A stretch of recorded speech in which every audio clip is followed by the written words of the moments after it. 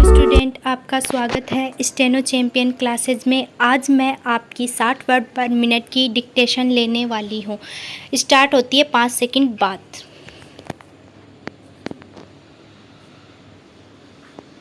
Start.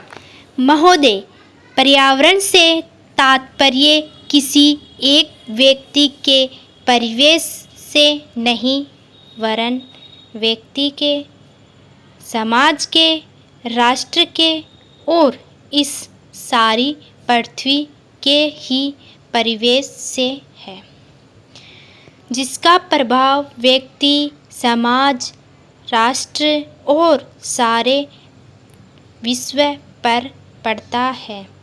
पर्यावरण से तात्पर्य पेड़ पौधों, नदी, पहाड़ या किसी तंत्र विशेष से नहीं, वरन उस समग्र वास्तविकता से है जिस पर मानव मात्र का अस्तित्व और उसका संपूर्ण आध्यात्मिक एवं भौतिक विकास निर्भर है।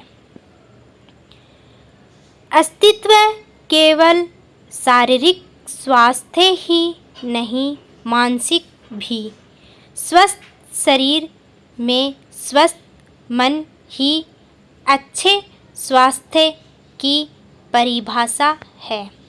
शारीरिक स्वास्थ्य हमारे आहार पर निर्भर है, जिसका स्रोत इस पृथ्वी का जल, थल, वायुमंडल है। मानसिक स्वास्थ्य भी प्रकारांतर से इन्हीं पर निर्भर है, क्योंकि जैसा खाए अन्न वैसा बने मन। स्वस्थ जीवन पर सबसे अधिक प्रभाव हमारे चिंतन का, हमारी परंपराओं का और उन सभी परिस्थितियों का पड़ता है जो हमारे ऊपर आरोपित हैं या की गई हैं या की जा रही हैं।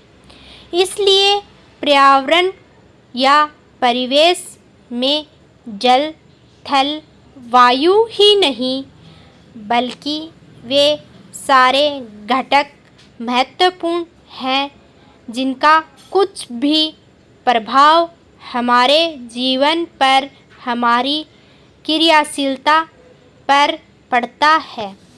जैसे हमारे विचार, हमारे आचरण और हमारी परंपराएं एवं संस्कृति आदि। सदा से मानव की आकांक्षा उन्नति और विकास की रही है। जगत का अर्थ ही है गतिमान और गति दोनों ओर संभव है। उन्नति की ओर भी और अवनति की ओर भी। पहली को हम प्रगति कहते हैं, दूसरी को अगति, विगति, अधोगति या दुर्गति कह सकते हैं। वास्तव में मनुष्य ऐसा जटिल प्राणी है जिसमें अनेक विरोधाभासी और असंगत प्रतीत होने वाली प्रवृत्तियां और प्रतिक्रियाएं होती हैं। वह कानून और व्यवस्था की मांग करता है, किंतु चलचित्र, दूरदर्शन आदि में स्वतः भड़की हिंसा या खेलों में युक्तिपूर्वक की गई हिंसा अथवा अनीति से मंत्र मुग्ध भी हो जाता है। मनुष्य अपनी ही जाति या वर्ग के व्यक्तियों के प्रति प्राय बहुत अधिक प्रतिद्वंदी भी होता है, किंतु कोई बाहरी खतरा उपस्थित होने पर उनके प्रति हद से ज़्यादा सहयोगी बन जाता है। वह सड़कों पर या युद्धों में सामूहिक विनाश के प्रति उदासीन रहता है, किंतु किसी खान में फंसे हुए एक व्यक्ति या किसी कुएं में गिरे हुए एक बालक की रक्षा करने के लिए ढेरों साधन जुटा लेता है। कुछ विद्वान कहते हैं कि मनुष्य बंदर की संतान हो या न हो, किंतु उसमें खालिस बंदर की द्वैध प्रकृति प्राय ही होती है। उसमें शाकाहारी बंदरों की भांति वृक्षों में उछल कूद करने की प्रवृत्ति होती है।